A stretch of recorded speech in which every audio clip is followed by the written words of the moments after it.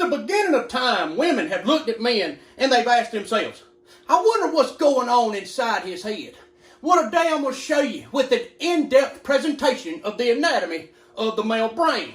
Now, as you can see, there's two male brains. This male brain is located in the skull, and this brain is located in the genitalia region. Now, we'll get to this one later. Now, as you can see at the front of the male brain is an area called man vision. This area gives a man the ability to see a deer 800 yards away in the middle of a cornfield. But it gives him the inability to see a bottle of ketchup on the second shelf of the refrigerator, even after the man's spouse has told him the location of the ketchup bottle multiple times. Now you can see here this very small, almost non-existent area of the male brain is called the toilet aiming center. Now ladies, a lot of y'all think that us men just walk in, we pull our britches down, and we gyrate our hips and try to pee everywhere. But that ain't the case. See, the fact is we have a very small toilet aiming center. And that is because for millions of years, men peed outside, freely, peeing wherever we wanted to. Then over the last 200 years, we were asked to pee into an area the size of a football. That is why the toilet aiming center is so small. Now, the beer gland can also affect the toilet aiming center. You see, as the beer gland gets larger, the toilet aiming center gets way inaccurate. That is why a lot of drunk dudes pee all over the place. This is the lame excuses gland. Ladies, if you've ever had a fella break up with you and him say, well, I just love you so much that I'm scared you might break my heart, so I'm going to break up with you. That came from the lame excuses gland. As you can see here, this is the remote control and TV center. This is responsible for men being able to go into any establishment and sniff out a remote control and a TV like a bloodhound. This area is also the reason why men like to watch what they want to watch and they don't care about what anybody else wants to watch.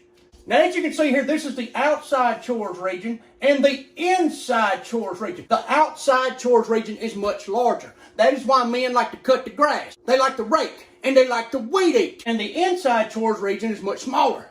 That's why men are almost incapable of folding towels, washing dishes, and ironing clothes. Now this here is the ball sports region. This region is responsible for collecting all sports data, favorite players, favorite teams, favorite coaches, etc. Now this region gets so large that other parts of the brain have to shrink, like the anniversaries and birthdays gland.